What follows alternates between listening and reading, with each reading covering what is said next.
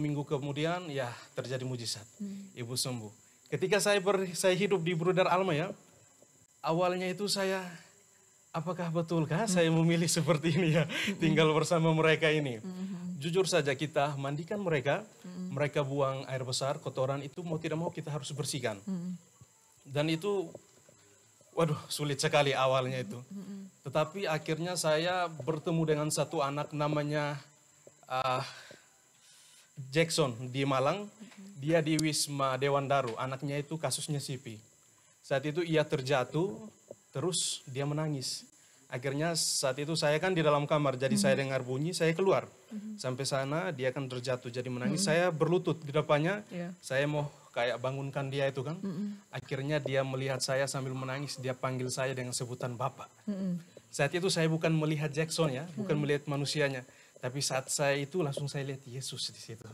Makanya dari pengalaman-pengalaman itu yang membuat saya masih mau bertahan di sini, Alma. Untuk melayani mereka, karena mereka yang saya lihat ini bukan manusia, tetapi ini Yesus ini yang saya layani ya. Seperti itu. Baik. Lulusan Alma berarti ya? Lulusan Alma langsung ke Kutai Barat? Langsung ke Kutai Barat, tugas pertama. Baik, setelah ini nanti ini biasanya ada jangka tertentu nggak untuk melayani bertugas seperti itu? Biasanya itu memang kami berikan jadwal itu. Jadwal kerja itu biasanya piket harian. Jadi di sini ini kita yang kerja sendiri. Dari sapu, ngepel, masak, cuci pakaian anak, semuanya itu murni kita. Bruder sama pegawai. Jadi kita tidak maksudnya meminta bantuan orang atau membayar tenaga orang, enggak. Karena memang itu semangat kami, Alma itu begitu. Bekerja melayani dengan tangan kami sendiri. Ya, seperti itulah kami. Jadi memang semuanya itu sudah terjadwal. Sudah ada maksudnya jadwal kegiatannya itu. Sudah 1 tahun di sini, menemukan kendala tidak? Kalau menemukan kendala ya pasti juga ya. Tapi kembali lagi ke diri kita, bagaimana cara kita mengatasi itu kok. Jadi memang selama ini saya menikmati saja kok. Jadi aman, semua kendala bisa saya lewati karena menikmati. Kalau tidak menikmati ya mungkin bisa stres itu. Berarti sudah menyatu dengan adik-adik di sini ya. Betul sekali. Kalau untuk mengajarkan kedisiplinan ke anak-anak ini mengalami kesulitan tidak? Awal-awalnya memang sulit. Kita mengajar anak-anak yang berkebutuhan khusus ini tingkat kesulitannya itu lebih tinggi daripada anak-anak normal ya. Karena ketika kita berbicara sama mereka awal-awalnya itu kalau belum dilatih dari rumah, mereka tidak tahu apa yang kita katakan. Iya. Jadi mau tidak mau dengan proses. Tetapi akhirnya juga mereka paham. Jadi contohnya pelatihan sederhana ya, contohnya seperti ini saja.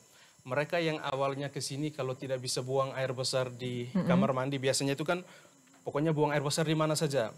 Kita pelatihan itu sederhana seperti setiap saat kalau selesai makan bawa ke kamar mandi, selesai makan bawa ke kamar mandi, seperti itu. Jadi lama-lama terbiasa. Akhirnya mereka tahu, oh ya selesai makan mau BAB ke kamar mandi.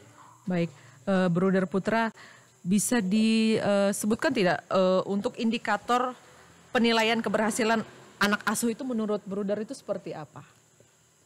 Kalau menurut saya ya, kalau untuk kayak tingkat keberhasilan untuk anak-anak yang seperti autis, jujur saja yang pertama kita bukan Tuhan. Jadi kalau ketika mereka masuk, tidak langsung saya katakan 100% sembuh. Enggak. Iya. Paling-paling ketika mereka masuk, kalau bisa kita ubah, ya setidaknya mencapai 70-80% lah. Untuk setidaknya lebih mengenal kayak perintah-perintah sederhana seperti itu. Kalau untuk yang dari anak ini kan ada juga ya, dari anak ke peralihan remaja, ini kesulitannya bagaimana? Kan pasti ada ya khusus untuk yang anak, khusus untuk yang remaja yang begitu. Betul sekali. Ya, gimana Bruder? Itu memang betul ya. Jadi biasanya itu kalau untuk kami cara penanganan, apalagi kalau kami juga kan sempat melewati masa remaja itu. Jadi setidaknya tahu cara penanganannya kan. Jadi biasanya itu ya setidaknya kita selalu bertanya. Selalu bertanya. Jadi kalau ketika ke sekolah atau lakukan apa, selalu bertanya apa yang dilakukan. Akhirnya dari situ mereka menjawab dan juga kita beri selalu kayak kegiatan. Jadi memang tidak punya waktu kosong untuk memikirkan hal-hal yang ya tidak bagus kan. Jadi selalu kita berikan kegiatan yang bernilai positif. Seperti itu. Baik.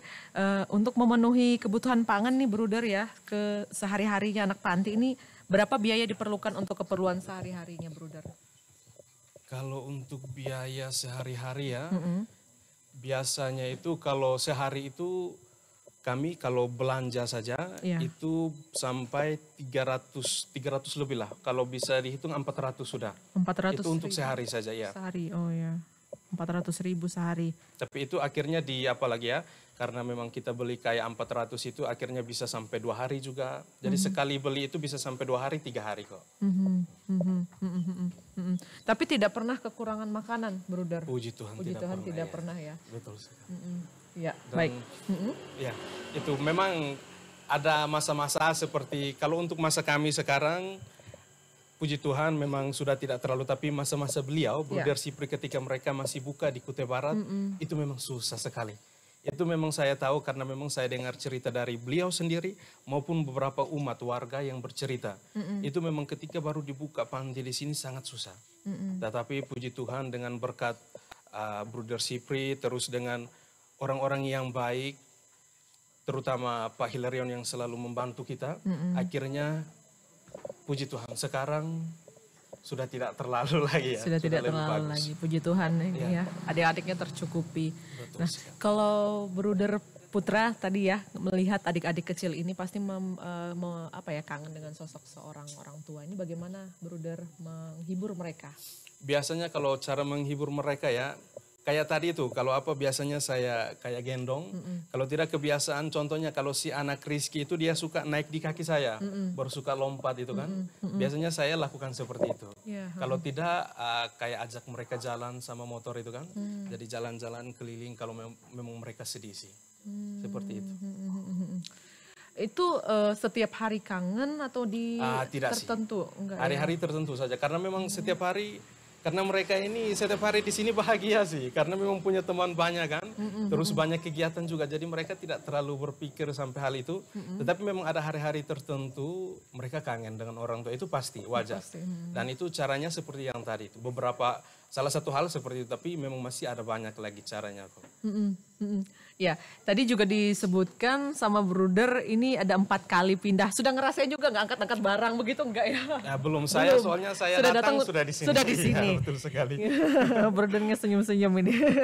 Baik, kalau untuk kenyamanan, tata ruang, kebutuhan, papan anak panti ini untuk belajar dan lain-lain ini apakah sudah terpenuhi dengan baik menurut Bruder Putra? Belum sekali. Belum sekali. Ya, belum. Dari segi apa nih yang belum ini, Bruder? Kalau dari segi apa untuk dari segi-seginya itu bisa dilihat contohnya kalau mereka belajar saja, meja tulisnya saja ini, kita untuk meja belajarnya itu mungkin ya sebesar ini saja, ini meja kami ini, meja belajar kami kan. Akhirnya kalau mereka yang contohnya yang sekolah membutuhkan waktu memang untuk fokus, akhirnya beberapa anak-anak yang autis mau tidak mau, kita kalau latih mereka itu di lantai saja, jadi duduk melingkar di lantai saja. Jadi memang untuk ya alat-alat untuk mengajar mereka ini memang masih kekurangan sekali sih, banyak sekali. Baik. Ini soal kesehatan lagi, Bruder. Kalau untuk anggaran kesehatan, siapa tahu kan ada juga yang sakit jauhkan bala aja ya. Tapi ada nggak anggaran khusus untuk menangani mereka? Kalau untuk anggaran khusus itu ada. Tapi memang kita juga bekerja sama dengan pihak rumah sakit, dengan dokter. Akhirnya memang setiap bulan itu wajib mereka kontrol ke sini. Jadi mereka yang datang ke tempat kita. Jadi selalu memeriksa keadaan anak-anak. Seperti itu.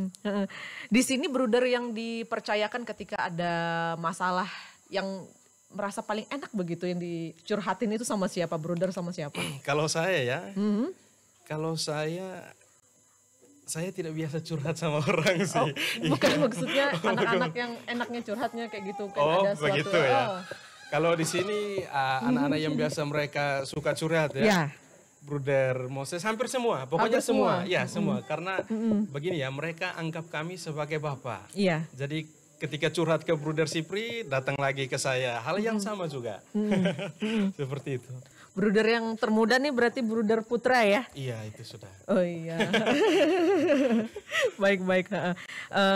Bruder, ada ini karena berhubung sudah pukul 10:50, kita mau closing statement atau yang mana nih, Bruder? Boleh, silakan Bruder. Iya, mungkin dari harapannya ya Brother ya. Ya, silakan Brother. Iya kembali. Silakan, ya. Silakan Brother. Harapan dari kegiatan ini apa Brother? Harapan kami agar kami bisa berjalan dengan baik dan juga anak-anak ini bisa kami dampingi semaksimal mungkin. Mungkin harapan kami adalah bantuan, perhatian dari pihak pemerintah dan juga pihak agama. Salah satunya adalah kami harap agar bisa memperoleh bantuan dalam proses pembangunan rumah panti asuhan anak-anak berkebutuhan khusus di Kutai Barat ini. Harapan kami. Lalu juga berikutnya adalah